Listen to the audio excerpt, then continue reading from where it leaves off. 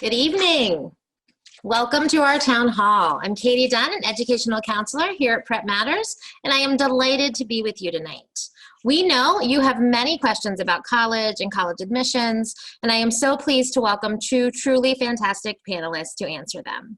We would really like this to feel like a town hall, just as if we were all in the same room. So throughout the webinar, we invite you to please use the Q&A box to ask questions of our panelists. You will also see that you have the option of upvoting a question if you'd also like the answer, and I will do my best to try and keep a close eye on the Q&A to guide our conversation.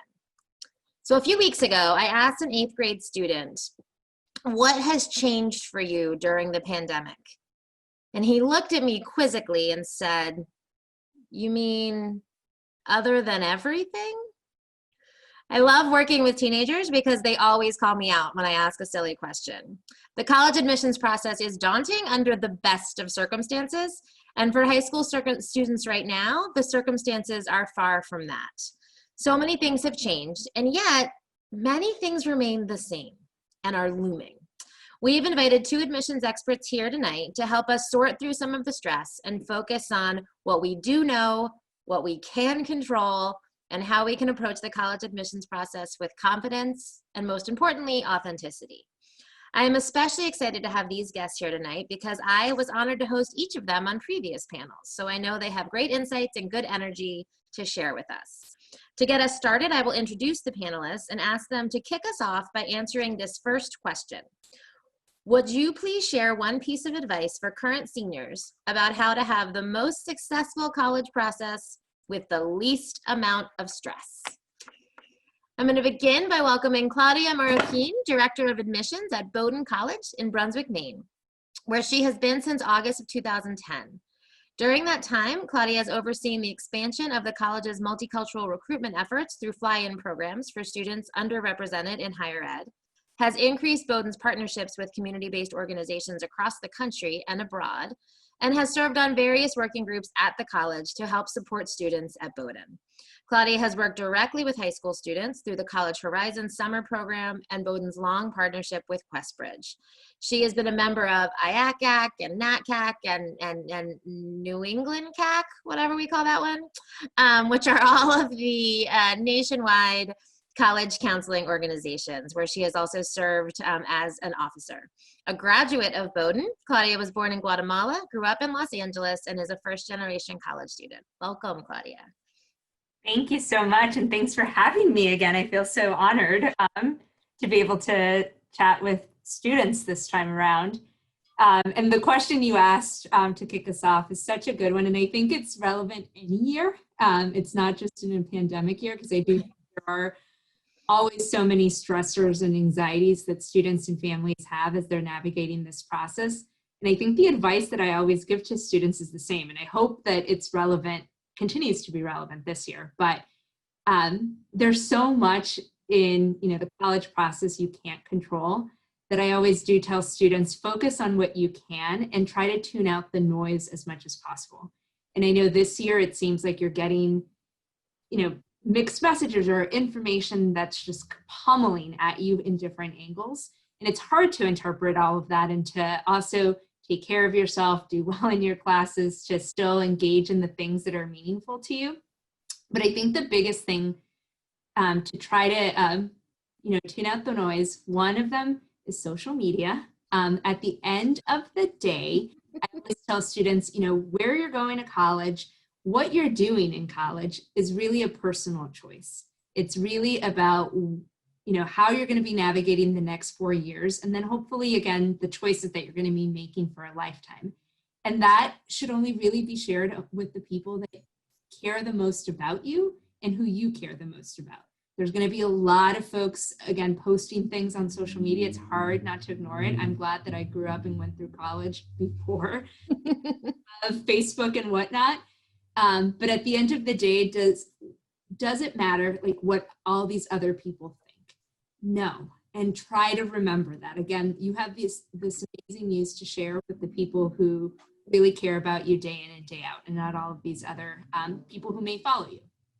And then the other piece in controlling what you can and can't is I think the pandemic in many ways has provided some silver linings. And I say this because I myself am doing graduate school right now, fully virtually. So I get it. And I know kind of the experiences you're having, and having gone through an application process without having been able to visit a campus to engage personally and in person with folks is to like, it allowed me to also look at the things that really mattered in my goals, to be really pinpoint and really concerted with the questions I wanted to ask, rather than, again, worrying about everything that was out there. It was really, truly a moment of self-reflection to also really understand if this was the step I wanted to take. I know you're in a different position because, again, right after high school, it seems like the next step obviously is college, but there are other choices, gap years and whatnot.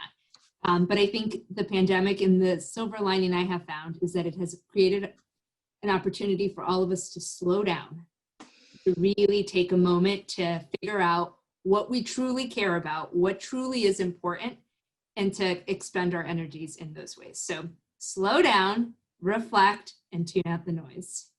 I love that, Claudia, especially the tune out the noise part, because sometimes when you slow down, that catches you right back in.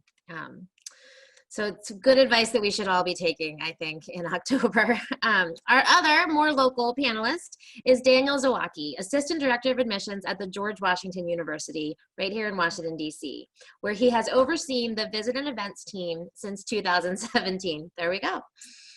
With almost 70,000 visitors coming to GW in a typical year, Dan works with quite a team to create meaningful campus experiences, and currently some virtual campus experiences for prospective and admitted students.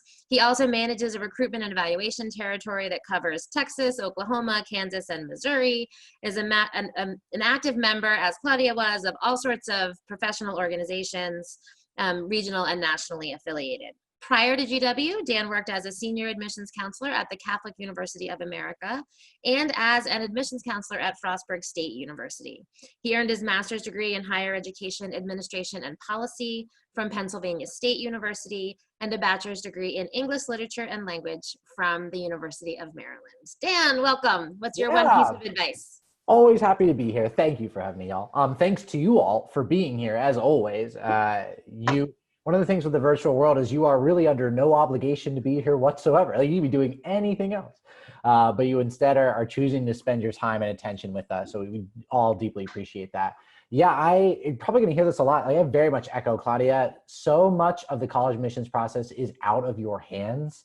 That trying to think about what you can't control is only going to, you're going to tie yourself into knots trying to think about the stuff that you have no control over whatsoever. And even in a normal year that applies, but I think especially this year, what colleges and universities need, what we are looking for, the ways that you are not able to perhaps take SATs or ACTs the way that you'd like, the ways you're unable to do the extracurriculars that usually not only look good on your college application, but make you happy because they're things you genuinely enjoy doing. All of that is obviously very different. And so, yeah, agree with Claudia that focus on what you can, focus on that kind of internal reflection to say, what am I really kind of looking for? What really matters to me when I think about what's ahead, right? This period of time in all of our lives is a period of time, and it by no means is a trivial period of time, but hopefully for so many of us is not going to be a defining period of time, right? We're thinking a lot when we're looking at students that we're looking at your whole selves to when you get to us, right? The 17, 18 years you've already lived before you get to us. This is just, so far half a year of that time, give or take, right? It is not the entirety of who you are as a person, what you're capable of doing, what you're going to bring to our communities here. I also would, if I wasn't doing my job as the business and events person at GW, my big silver lining from all of this is that you are really able to take advantage of all the stuff that we've all put up virtually and onto our websites. Nothing made us realize how stale our virtual tour and things were when we suddenly really needed them, because I think especially at a place like GW, we really benefited from this kind of natural foot traffic of folks coming to visit DC and coming through our doors. And that has really forced us and schools all over the country to really evaluate what's up there online. How can it be more interesting? How can it be more engaging? How can we connect you to current students, to professors, to advisors, right? To people who aren't just admissions folks, right? To that kind of next level engagement. And I think from your seats, from your own laptops, as you conduct this visit or this search as you go through the virtual world here, you are in many ways able to really benefit from that this year. So I think one of the things you can do to try to make this process a little less stressful and a little bit more fun is really take advantage of that stuff. It is not the typical offerings, although I imagine many of those offerings will remain for following years, right? So if you got younger siblings, they'll probably get that too. But just like Claudia, looking for a grad school without being able to physically go to campus, fortunately, in lieu of the in-person visit, there is a lot more out there than there was before. So in many ways, you do have a chance to really try to dive in and have those next level engagement experiences, even though you're not able to come to campuses. I think both of those points also kind of require students to do a little deeper research to, as Claudia said, think about what questions you're really asking when it's not just about like, oh, I got to visit DC and there were cherry blossoms and I saw GW. And I liked it because I had a great weekend. And so it is, I think students are finding themselves really drawn to digging deeper, to connecting with current students, to finding out a lot more what it feels like to be a student on that campus and to study things with those professors. And I agree, that feels a lot like a silver lining to me. I'm going to take us entirely away from that lovely, beautiful, holistic vision of finding your personal social fit in college, both to answer a question I have for you and then to jump into the first question from the Q&A. So maybe we can get this whole topic out of the way early. But one of the things I think families are super worried about right now is availability of testing. And it varies across the country, across the region. Different students have had different access to testing opportunities. And many students, I think, are finding, even if they were able to test this fall for a test they had prepped for in March, they're maybe not seeing the scores that they had hoped they would be seeing. So I think there's the one question that one of our audience members asks is, if scores are a little lower than are published as sort of mid-range for your school, would you recommend that they still submit them? And then I think sort of ancillary to that, I think we're lucky today, both Dan and Claudia are at organization or institutions that are not new to test optional, and that is almost a laughable statement for Claudia, since Bowdoin pretty much set the standard for test optional admissions. So I would love for you both to answer that particular question. What do I do if my test scores are not in line with my transcript, are lower than I think they should be, but I got a chance to take it, so do you want to see it, even if they are not in the mid or higher range for your school? But then also talk us through a little bit about what this test optional world might mean for students, especially there are certainly younger students on the call who are making testing plans now for the next couple of years. So I'm going to let Claudia start, and then we'll see if Dan wants to jump in. Go ahead. Yeah, so I mean, testing I know is on the minds of so many students and parents. And the advice I've always given to students, and again, Bowdoin has been test optional for 50 years. So we know how to do our work and select great students without that test score. And again, it's a choice you have.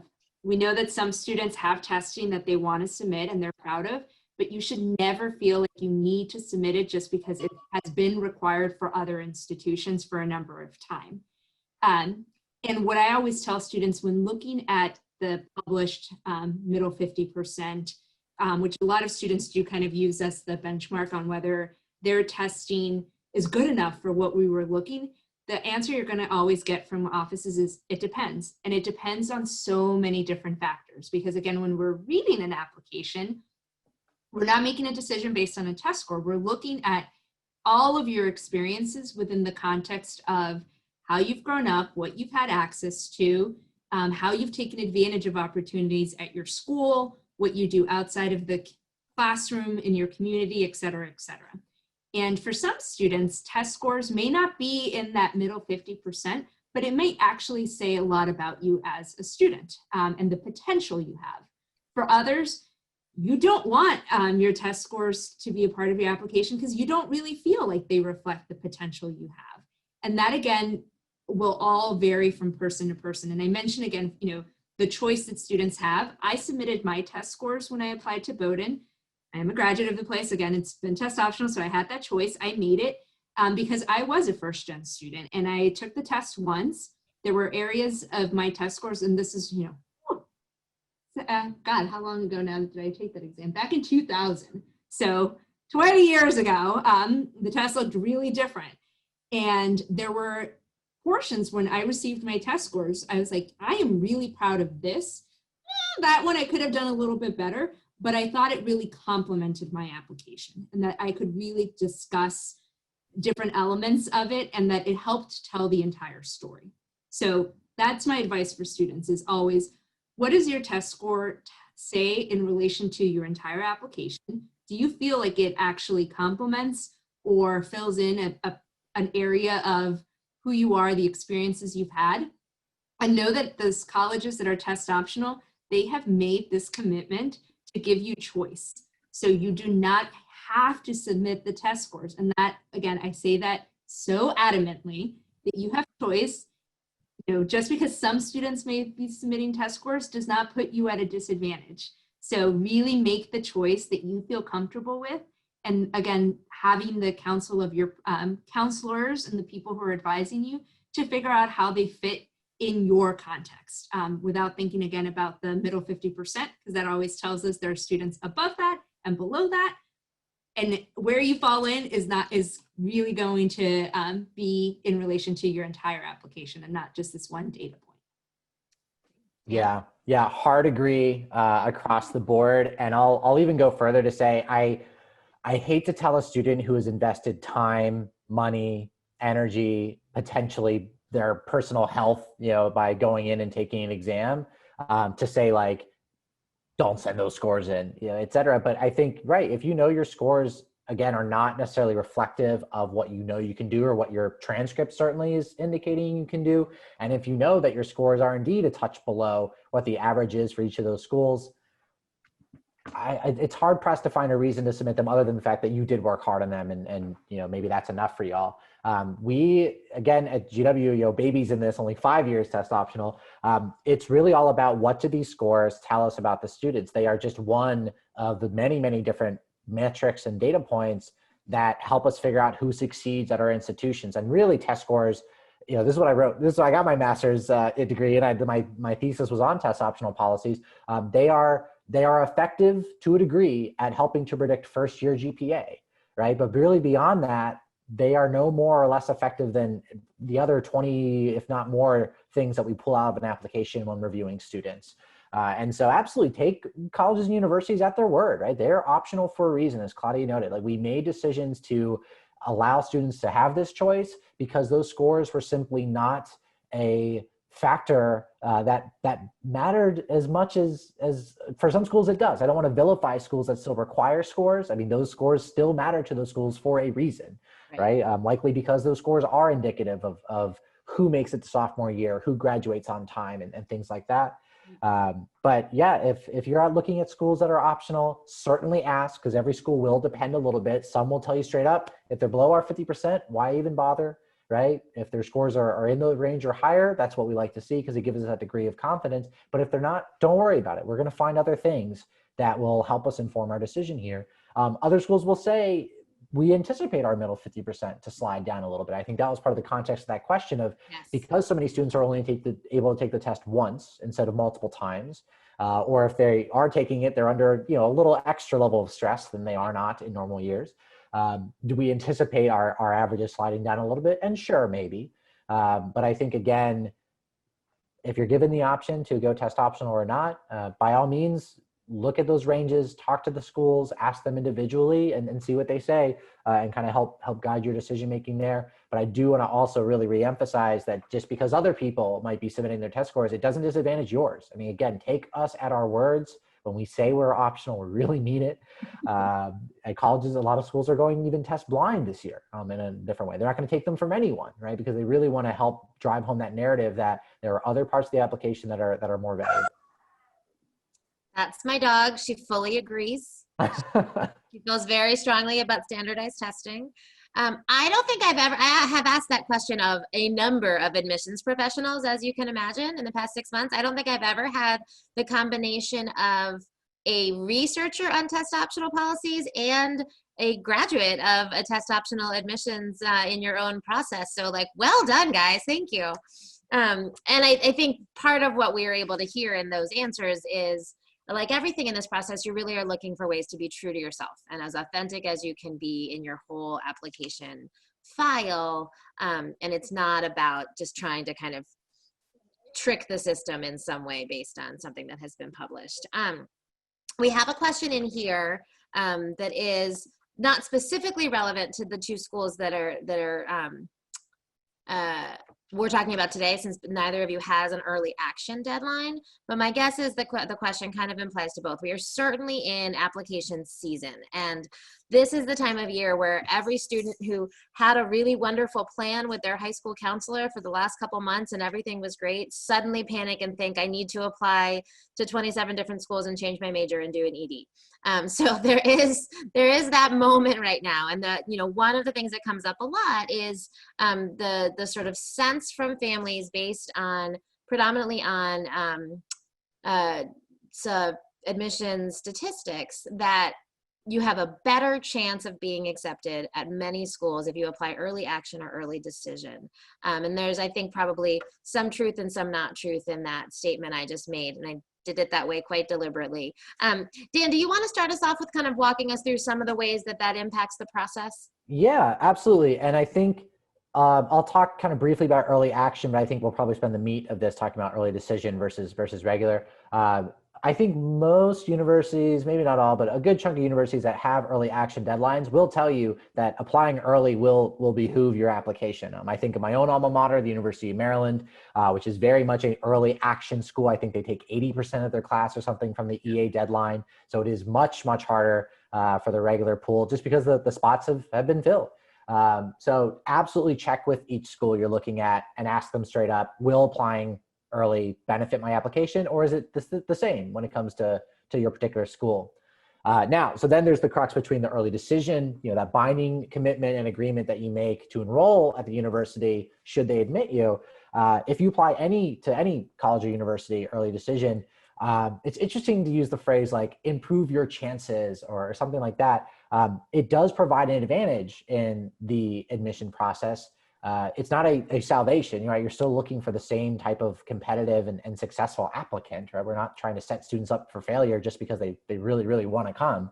We're still going to uphold the same types of things we're looking for out of all of our students. But applying early decision to any college or university does advantage you in the process. And there's reasons for that. One, selfishly, as enrollment managers, your commitment upon enrollment indeed helps us make our class, right? That can really give us a better sense of the constant moving target that is trying to assemble a class every single year. And so that is one of the reasons why early decision students get that little bit of a leg up. But also, again, leaning into the numbers and the data a little bit, we do that a lot at GW. The numbers bear it out. Early decision students, they tend to kind of self-select, right? You typically are applying ED because you really, really like that school. And why do you like that school? Because you know what it's about, right? You have been to campus, or you've done everything you can to learn about the culture. You've done everything you can to learn about the academics, right? You feel like you can really succeed there. And you're willing to back that up with this kind of commitment. And lo and behold, early decision students do tend to retain a little bit better into their second year. They tend to graduate on time a little bit better. Whether it's a self-fulfilling prophecy or otherwise, like they know they're ready for that particular school. And that also is a reason why we are willing to give that advantage to those early decision candidates. Every school is going to do that a little bit differently, right? Some schools, they really want to see that early decision commitment from their students, and they are going to take a larger percentage of their class from that early decision commitment. These are schools that often are able to provide really ample need-based financial aid because there is that ever critical financial component of making the early decision commitment. Other schools, it doesn't matter all that much, right? They don't get a whole lot of early decision applications, or they're kind of like us here at GW. We are keenly aware of our high price tag. And so we pretty intentionally limit the number of ED students we bring in to about a third of the class, because we know that a lot of folks can't make the ED commitment with a $77,000 school that does not meet 100% of need-based aid for all of our students, right? Until we get there, that's the way we're going to be. But we want students to not feel that pressure to have to apply ED just to get in, or anything like that. So that's why the way we do it at our institution. But again, every school is going to do that a little bit differently. Claudia, what did you want to kind of add? I'm curious to hear your thoughts on this too. Yeah, Dan, you made so many amazing points. And I think, the data doesn't always tell the full story. And I think, again, students see, these, the percentage of the class that's filled, or sometimes, again, the admit rates in ED differing from regular decision. And as Dan said, it's a self-fulfilling prophecy where students who are applying ED have done the research, have done the work, have really committed to a place, and also know that they might be within range. I think the biggest thing that I will say about EDs is, while it may appear that, again, it's easier, it's not. And Dan mentioned this, the bar isn't being lowered just to have this floodgate of students coming in early. We're all still looking for the same quality and the qualities that we value, and that we're going to be really intentional. And it's hard for students because, again, you do have to ask admissions offices a lot of questions, and sometimes you may not get as candid of an answer to be able to really make the choice that you really feel comfortable with. But I think what Dan mentioned is, again, especially in ED, which is a binding commitment, you want to make sure that you're applying for the right reason, knowing that if you're being admitted, you're going to be attending that place, rather than doing it simply for the strategic advantage that you presume you're going to be getting and just to be done with the process. So it is, it depends on every institution, and that's probably an answer you're going to hear us saying a lot, or a few words you're going to hear us saying a lot, is it depends, because every institution is different. And there are some where they know that they don't have to fill a class because they're going to have a lot of students who are going to say yes in regular because of perceived perception around that institution. So applying early probably doesn't advantage you because it's not going to matter so much for an institution. And others, as Dan noted, it will matter because we're all enrolling a class and we want to make sure that we have an incoming class to be able to transition into the college. So it is complex. Some of these elements are out of your control. Again, going back to concentrate on what you can control. And if financial aid is one of those things that is really important to you, that's another factor that you have to take into account. So don't let the numbers that are, again, not telling the full story impact how you actually make a decision that's going to be a big one for you for the next 4 years and a lifetime. I love the point that it doesn't make you a different candidate. It doesn't make you a better candidate. It's just that's I think for the anxiety that students are feeling, sometimes they're looking for, as you said, any strategic advantage, and that feels a little bit like a false one. Let's talk about more fun things. Let's talk about and get away from some of the stressful parts of this process. Let's talk about a lot of the virtual options. We've kind of touched on some of the options available. If I am a junior, and maybe I'm starting this process, and normally what I would be doing is thinking about just throwing a couple schools into a mix. So I haven't really done much thinking about what I want to look for yet, and I might have planned a trip over the holidays, and now I'm not there yet. So how do I start? What do I do with some of the virtual options available when right now every school in the country feels like it might be a possibility for me? So I had Dan start last time, so I'm going to ask Claudia to start this time. Great. That's such a great question, because I think there's so much content that is currently out there. As Dan noted, like every school all of a sudden went and did a revamp of everything that we had online. So the other piece is to, again, take your time with this, especially if you're a junior. You have time to really start figuring out what matters to you. But every school is going to have some sort of online tour that starts to give you a sense of the facilities. Do the things that the college are the things that the college offers, whether it's academic or maybe you're really interested in athletics or the arts or whatever.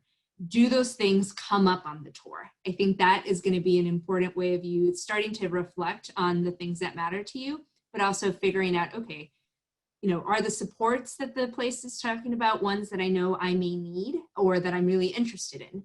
once you start figuring out some of those questions for yourself, and again, all of us are going to have beautiful pictures of our campuses, like the virtual background I'm using. So that's going to be a little difficult to, I think, distinguish some schools. But then that's really where, whether there's virtual information sessions where you can actually interact and ask more detailed questions. I think what we have experienced at Bowdoin is that the student contact piece is so important.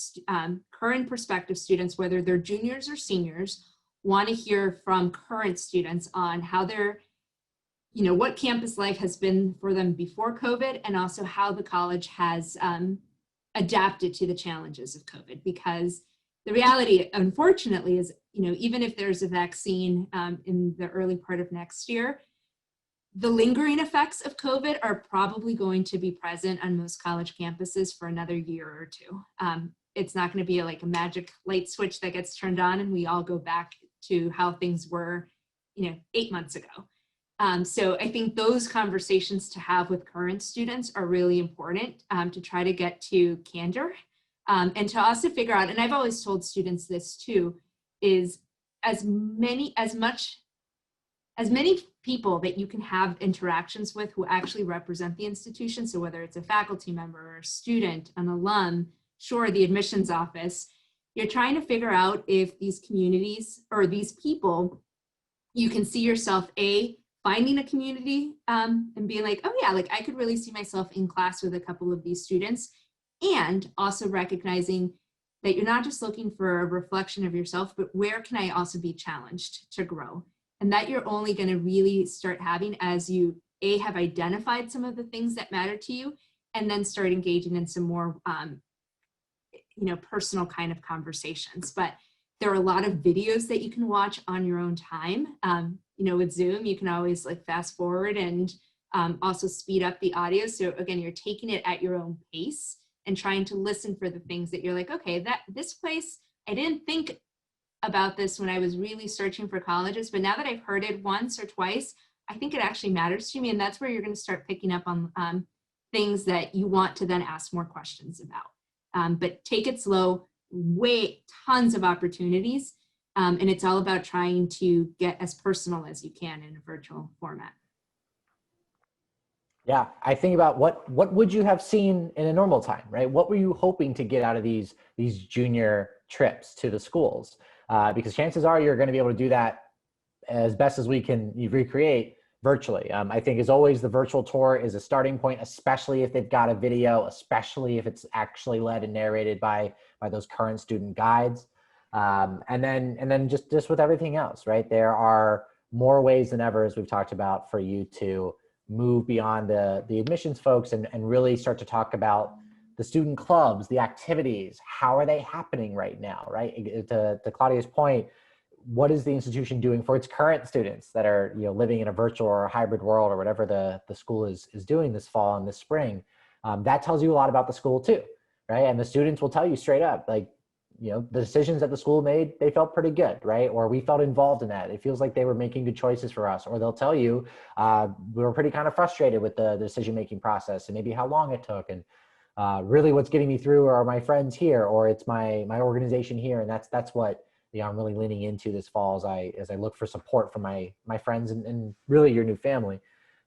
So yes, ask yourself, what would you have hoped to get out of that in-person visit, and see if you can't find it in the virtual format instead. I love that point about asking current students and sort of evaluating how they feel about how the whole COVID process has been handled on their campus. I think we can all agree, I think everyone can agree, there were no obvious right choices for any institution from truly March until this morning. I mean, everyone is doing the best they can. For the folks on the call who don't know, GW and Bowdoin actually have made very different choices and are very different schools. So I would love actually for you both to just take a minute and kind of talk about how this opening of school has gone for you. And when I am a parent or a student trying to evaluate that piece of my college choices, as Claudia says, we are probably not going to be immediately back to what we might think of as normal quite yet. So what kind of lessons can they learn from that vantage point right now of, 6, 7, 8 weeks into your semesters? Dan, you're still unmuted and you look very pensive, so I'm going to make you start. Sure. So yeah, I think, so GW made primarily, I mean, as with every other institution around the country, like student safety was at first, right? Student and community safety was at the forefront. I think it's tough as a staff member at the institution because the additional decisions that the university made were all very focused on the students, to the detriment sometimes of the staff. We've had benefits cut. We've had hundreds of people laid off here at GW. There's still a looming specter of that happening even to our own office. Even though admissions is in many ways the lifeblood of that. I feel okay, but I've got colleagues in IT. I have colleagues in events, on campus event venues, that have lost their jobs. But that was because the university, frankly, I mean, we increased our financial aid for students this fall. We discounted our tuition. There was a lot of things that we chose to do that ultimately was to the students' benefit, even though it hurt the university more financially. And that also is very much because of where we are, right? Like when you are in the heart of a downtown metropolitan area, it's not just our community. We talk about this a lot. Our professors talk about this a lot. I was watching Good Morning America yesterday, and there's a GW professor talking about this. It's not as simple as our campus necessarily reopening, because we are also part of the Washington, D.C. community, right? Our students are intrinsically linked with the world around us and the many, many, many people who live in, the neighborhoods around our campus and throughout the entire city. And Washington, D.C. has really, really clamped down on COVID restrictions as well, making a lot of these choices for us, frankly, in terms of what we can and cannot do for the students. We do have several hundred students on campus this fall, especially those who need a place to live, right? They have nowhere else to go, or they need their visas to remain relevant with US residency and things like that. So we have those services. Like we absolutely do have students we're providing, shelter and housing for and everything that goes with it. But I think at the end of the day, when I talk to my current students and everything else, like they're doing the best they can with their classes, but I think they also know that like GW is making the overall kind of right call for them.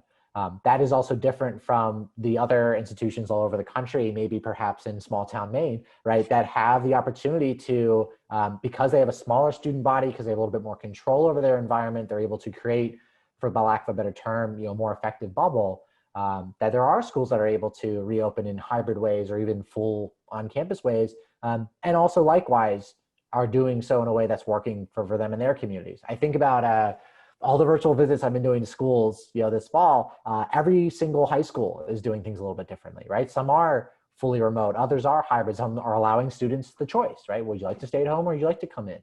And I think colleges and universities are doing a lot the same.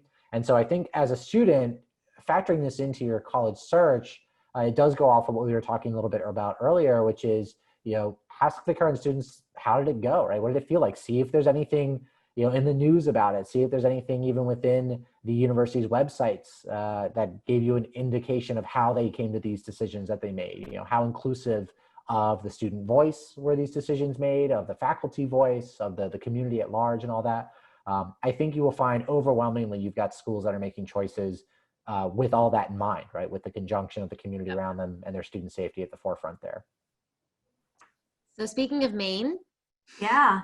And so it's interesting because I think the other thing that has been tough about all of the different choices colleges have had to make is that we quickly realized we were not going to make everyone happy. And I think this is one of these things that everyone has had to adjust where, whether it's admissions or student affairs or all of the folks who work on college campuses, we really think about students all the time, and we're trying to provide a benefit and to have students grow. And the reality is we can't make everyone happy. There's always going to be choices. And the pandemic has really, I think, exasperated that. So for us, we actually also made a choice that was really different than other small schools in Maine itself. And I think similarly, we had our priority of health, not just for our students, staff, and faculty, but also the community. Maine is known for having an older population, and Brunswick, Maine in particular does have a lot of retirees. And yes, we are a small campus of usually 2,000 students, but we made the choice to have a lower density on our campus. So we invited our first year students back to campus this fall semester, knowing that, again, to be able to be fully successful, we felt like, again, they would need as much contact with professors and to have, again, the opportunity to start really accessing some of the resources on campus.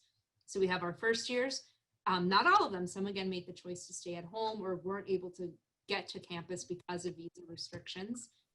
We have residential life staff, so we do have some upperclassmen. And then we have students whose home environments would not be conducive to continued remote learning. And then some seniors. So even though we do have students on campus, and I was on campus on today, most of the classes are still virtual. So the only in-person courses are with some first-year seminars. And that's just the reality that even on a small campus, the curricular choices that our students make are based on their interests rather than, you know, the year that they're in. And we made the choice to ensure that to best deliver the education we could, we wanted our faculty to concentrate on one mode of teaching. So rather than having to deal with hybrid modes and working with some students in person and others through the virtual format, that all of the resources to delivering an education would be devoted to the online space, to train faculty, to make sure our tech was up to date. And as Dan mentioned, I think the lessons that can be learned in this are how did the communication around the plans get delivered? How often were presidents sending messages to the community? Because that does tell you about how decision-making happens and how students get involved in some of that decision-making. I was very fortunate that I was actually in one of the working groups making recommendations to the president and the trustees on how to reopen the college and all of the different scenarios we looked at. We had students on that committee.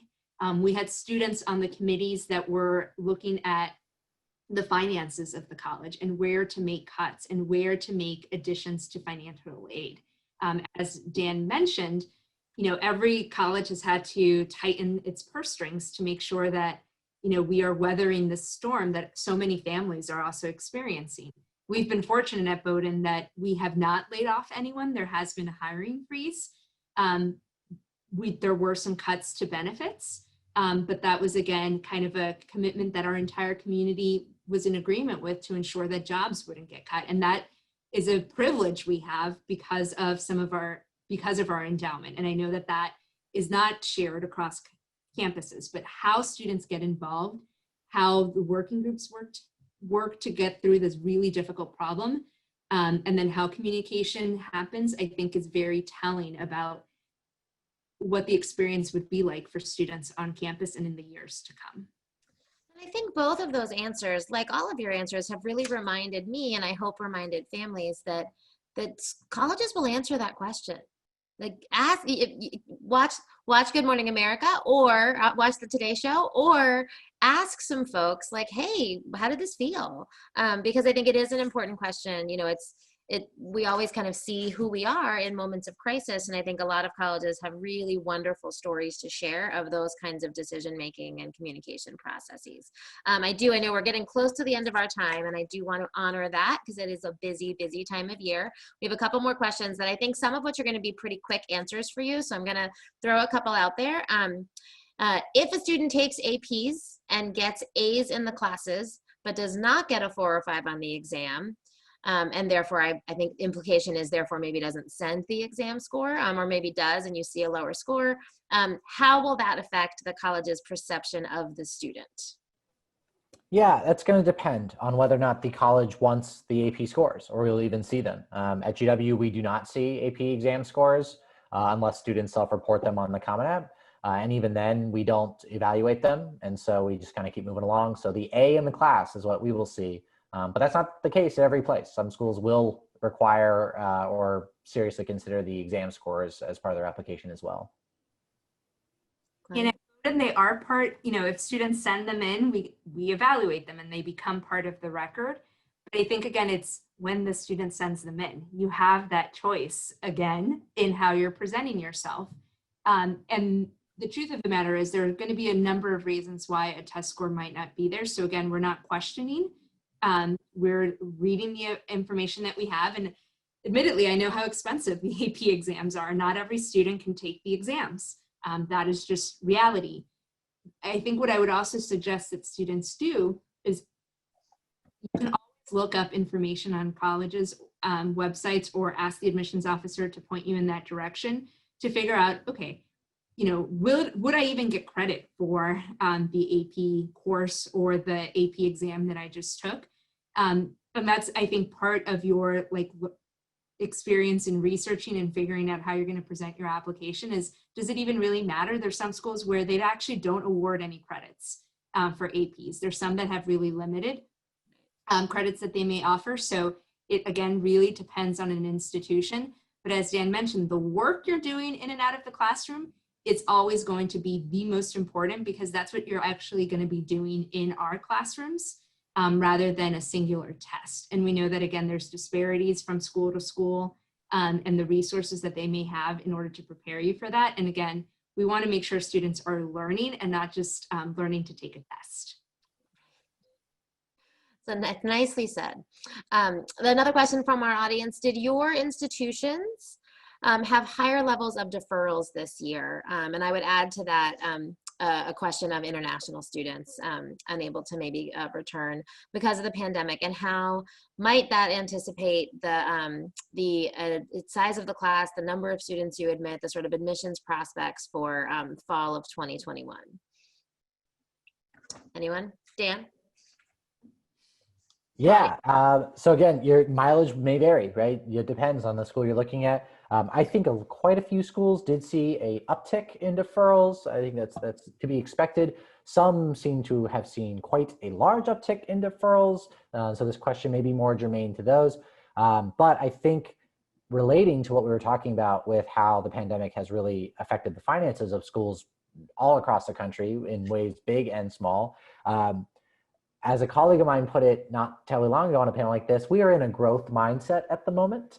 We would be happy to welcome a larger than usual class next year as part of the ways that we want to mitigate the revenue shortfalls of this year and for next year likely as well.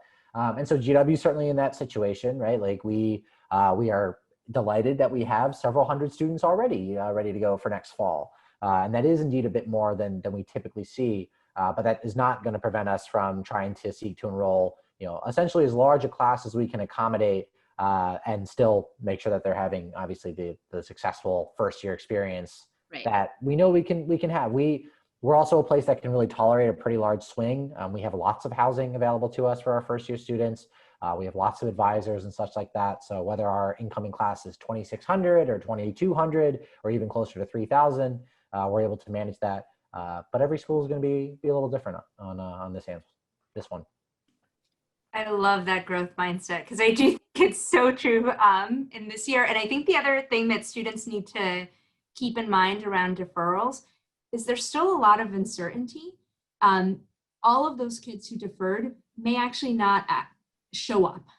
So colleges will always continue to be in touch with their students who are on gap years. And students may decide to stay closer to home and fully withdraw. So that, again, is something you can't control, and that colleges won't even know until we get closer and closer to the dates that we're actually releasing decisions, when we're reconfirming our deferred students.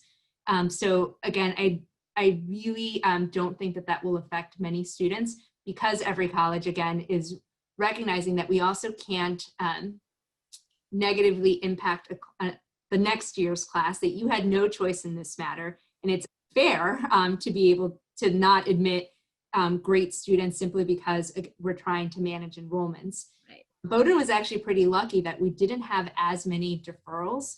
In a typical year, we may see about 20 students. This year, we had 36 students who ended up deferring. So not a huge number. That's a number we could easily absorb.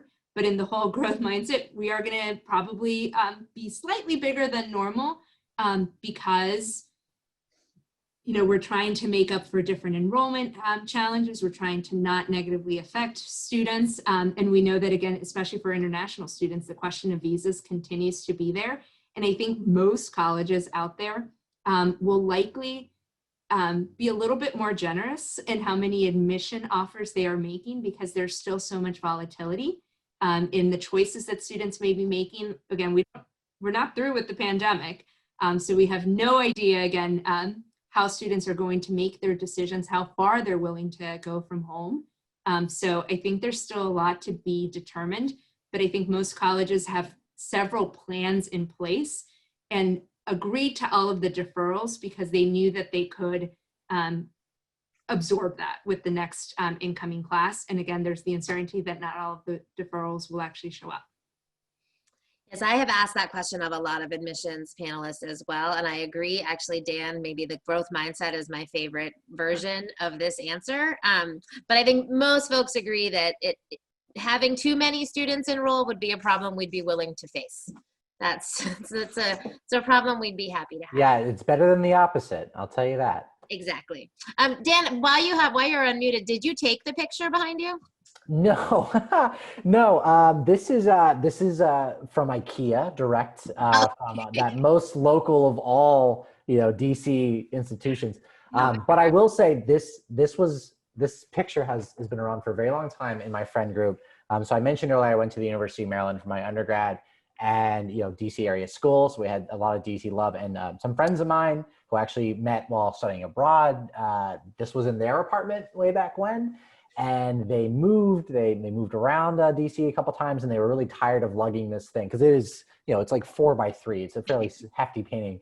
They were tired of moving it around. My wife and I had also just moved into this apartment when we got here, and we had this big empty spot on the wall, and they were more than willing to let us have this picture. And now it indeed serves as perhaps the perfect little backdrop for this sort of stuff, for the work my wife has to do, where she has to be on camera and everything. Yep. So I'm very pleased to have it, but not mine by any means. Absolutely but that's both a lovely Zoom story and a lovely Isn't College Fun story. So you college fun story, yeah. I was looking to see if there's a year on this, but no, it says photographed by someone for IKEA. So got it.